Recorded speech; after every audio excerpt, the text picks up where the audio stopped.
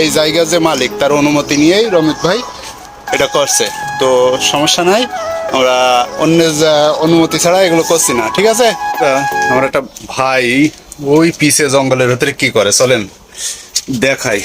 অনেকদিন থেকে ভাবছি আপনাকে দেখাবো, দেখানি হচ্ছে না, আজকে একটু দেখাই। ওরে বাবা, তো এই দেখছেন এটা হচ্ছে মালয়েশিয়ার জঙ্গল, আর এই জঙ্গলের ভেতরে এই ভাই কি করে। এ ভাই কি আপনি কি ছোট্ট নাই জঙ্গলের ভেতরে কি করেন? ভাই এটা হলো আমরা মালয়েশিয়া প্রবাসী। এটা সামনে হলো আমাদের ফ্যাক্টরি, পিছনে হলে জায়গাটা আছে। এটা অনেক বড় জঙ্গল। এই তো দেখা যাচ্ছে।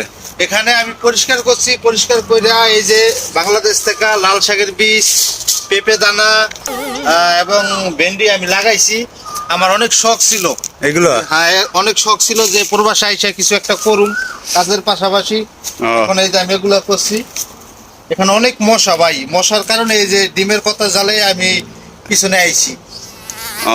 তাহলে আপনার এই শখটা মূলত বাংলাদেশ থেকে, এই শখটা যে আপনি শাকসবজি চাষ করবেন আর এসে ফ্যাক্টরির পাশাপাশি আপনি এমন একটা জায়গা পেয়ে গেছেন যেখানে আপনার সবজি চাষ করার মতো একটা জায়গা, আপনি এটা নিজে নিজে তৈরি করছেন ভাই? এটা হ্যাঁ ভাই, জায়গাটা কি নিজে তৈরি করছেন? জি জি ভাই, এই জায়গা অনেক বড় জঙ্গল ছিল, দেখা যাচ্ছে না? এই জঙ্গল আমি পরিষ্কার করে নিজে এই যে শাকসবজি বুনতে লাগাইছি।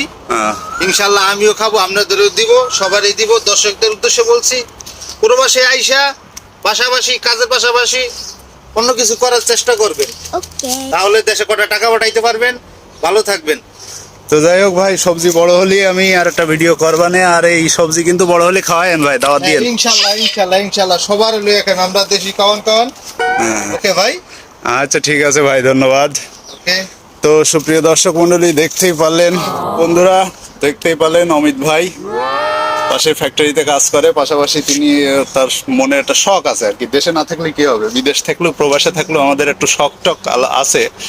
এই শখ থেকেই এত বড় জঙ্গলের মাঝে এই যে জায়গাটা সুন্দর করে তিনি কাজের পাশাপাশি পরিশ্রম করে জায়গাটা তৈরি করেছে। আর এই যে যারা দেশে গেল তাদের দিয়ে এই বাংলাদেশের থেকে বীজ আনাইছে। তো এখানে এই যে দেখাই যাচ্ছে যে একটা দেখা যাচ্ছে এই যে এগুলো পেঁপে গাছ। তো এই দেশের মাটি এত উর্বর আর এত আপনি যাই লাগান না কেন খুব দ্রুত ফলন দেয়। আমি ওই যে ওইখানে কুমড়া চারা লাগাইছি, পেঁপে চারা লাগাইছি, আর অন্য অন্য বীজ আনছি দেশের থেকে, লাগাইমু ইনশাল্লাহ। পরবর্তী ভিডিওতে সবাই দেখতে পারবেন। তো যাই হোক সুপ্রিয় দর্শক মন্ডলী, ভিডিওটা যদি ভালো লাগে অবশ্যই লাইক শেয়ার কমেন্ট করবেন।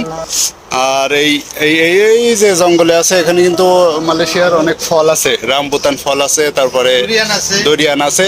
তো ওই এই রুমে এই যে জায়গাটার যে মালিক সে আছে এই পাশের রুমে। আপনারা অনেকেই ভাবতে পারেন ভাই এগুলো না করাই ভালো, কিন্তু এই রুমের যে এই জায়গার যে মালিক তার অনুমতি নিয়েই রমিত ভাই এটা করছে। তো সমস্যা নাই, আমরা অন্যের অনুমতি ছাড়া এগুলো করছি না, ঠিক আছে। তাই তো ভাই? হ্যাঁ ভাই, হ্যাঁ অনুমতি আছে, সমস্যা নাই। আছে।